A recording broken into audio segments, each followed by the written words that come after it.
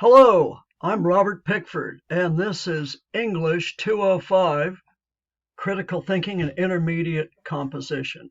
This is a fully online class. There are no classroom meetings, although you are free to meet with me face-to-face during my office hours on campus, and I would love to sit down with you and chat. Anyway, here it is, the catalog course description of English 205. All English 205 classes have this same description. They have to be in order to be transferable to UC and Cal State campuses. For instance, SDSU or UCSD and so on. So this is how my particular English 205 class this spring semester is like every other English 205 class, and there are a lot of them, trust me. Quite a few of them are fully online, like this one. But this class is different from all other English 205 classes. Let me start with the syllabus to illustrate what I'm saying. There's a syllabus. It's laid out like a tabloid, which you might have glanced at in the supermarket checkout line. You know, the one that says there's a 200-foot statue of Elvis on Mars, and so on. So give it a read, even though it's a fun read and there are some silly moments in it. The requirements are totally serious. And I spell them out. You have to take your time reading, though. And you will see all the normal content you would see in a 200 level course syllabus. It's just written in a way to mimic the sensationalism of a supermarket tabloid. But they're all there. So this class really is different. And the main way it's different is that because argument analysis is a big part of what English 205 is about, critical thinking skills, to put it another way, principles of rhetoric, and so on. Argument and argument analysis in this class will use comedy and jokes. Why? Well, first of all, they're more fun to read than what Aristotle wrote or somebody else hundreds of years ago. Secondly, and importantly, anything funny has a point. It is, in fact, making an argument. And here's the fun part. If you start to understand the parts of an argument and how argument is structured, you will see that it even has the logic of an argument. Well, how can it be logical and still be funny? It isn't. The different part of humor is that it has a logical structure and makes an argument, but it doesn't have a conclusion or a thesis or a main idea that is totally serious. It's the opposite. It turns the main idea on its head to surprise the audience and get a laugh. But in order for it to get a laugh, you have to know what the logical, not so funny conclusion is. So this is the syllabus. You will want to read this week and soon. Here's the class homepage.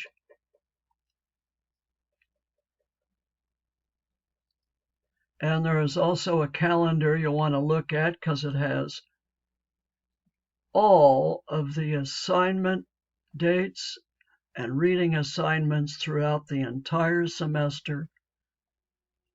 Really useful. And there it is. There's our first week. Obviously, not much happening in January. February fills up nicely, and March does as well. You'll see that spring break starts on March 25th 5th, for instance, and the class ends in May. So back to our neighborhood here. Mr. Rogers' neighborhood? No. Professor Pickford's neighborhood. So each week you'll see something new here, and this is my little note to you, what's going on in the class in a particular week. This is the first week, so I'm kind of doing some big picture stuff here. Do take the time to read through it. And there's always a to-do list, so read through that because you do have assignments every week. Can't pass the class if you don't do them and do well on them, and I'm here to help you do well on those assignments. And let me explain a little bit more about how jokes are structured as arguments, how they will seem like arguments.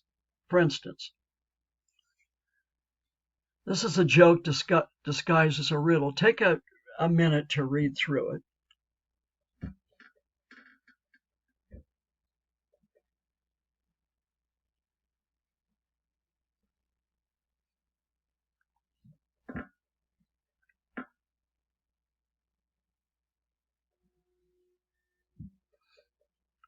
Okay, not ha-ha funny, but comedic, yes?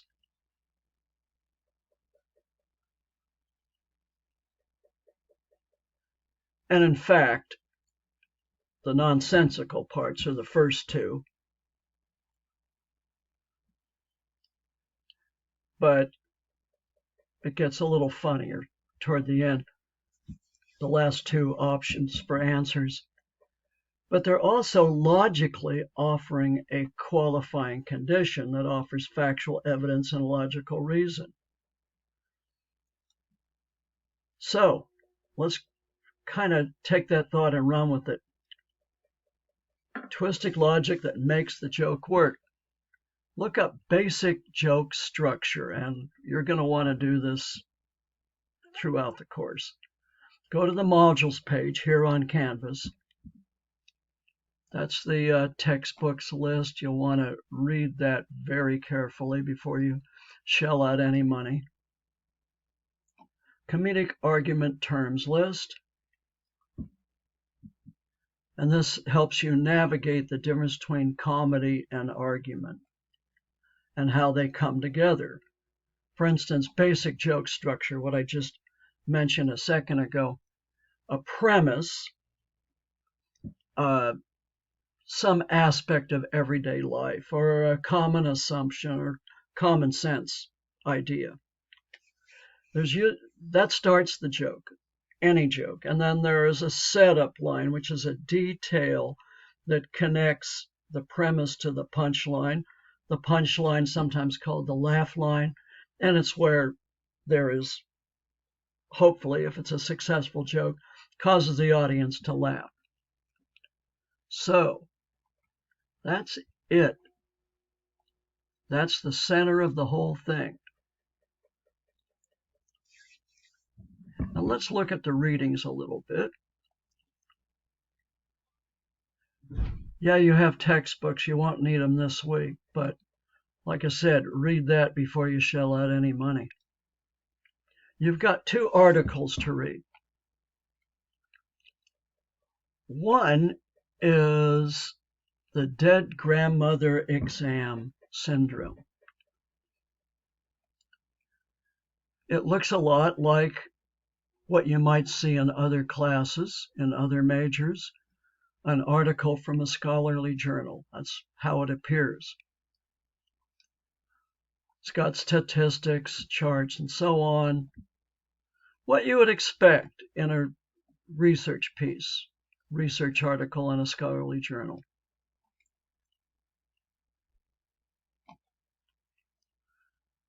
So read it that way.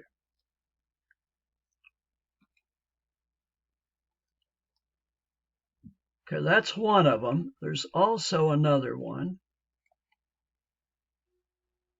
And this is a complete contradiction to what I said a few minutes ago about reading something hundreds of years old, although there's a way to read it that'll make some sense here in the long haul.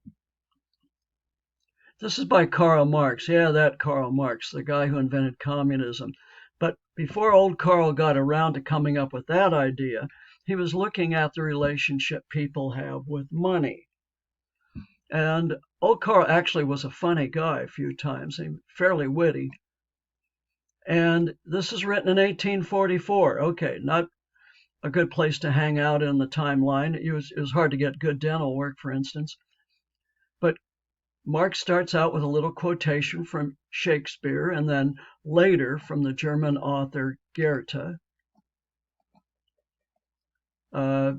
Familiar if you've taken any literature classes, English or world literature or European literature. Read through his argument. It's not a long one. And it will seem to be kind of going over the top with what he's arguing. Hang in there. Give him the benefit of the doubt. Read through the article.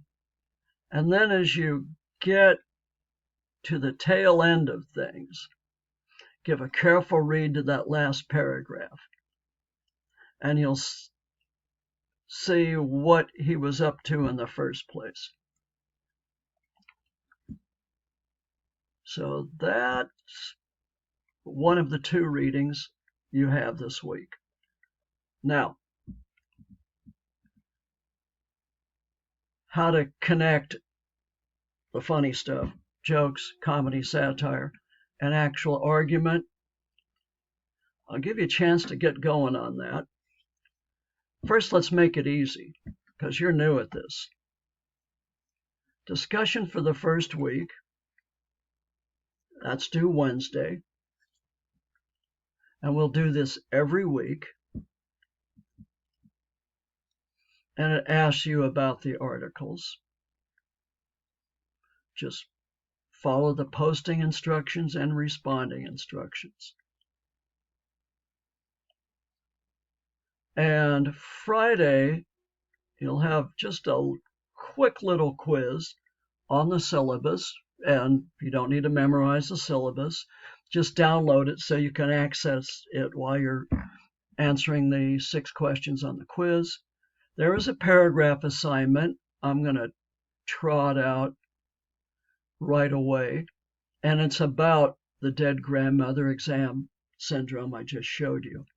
There is another assignment, but I'll talk about that this week. It's not due for a couple of weeks anyway. And it's short, don't worry. So that's it in the long run. The modules page is where you're going to get a lot of your resources for this class. I just showed you the comedy and argument, terms list, the class text, also some tools here you can use, which I'll draw your attention to as you'll need them, and web links, and of course this screencast right here. So I'm looking forward to a great semester with you. Fasten your seatbelts. It'll be a wild ride, but it'll be a fun one. And if at any point you're having trouble understanding what I'm asking you to do, go over to the discussions page here, go to the class chat room and pose a question. And I check it often and I look forward to answering your questions. Have a great week and let's have a great semester together.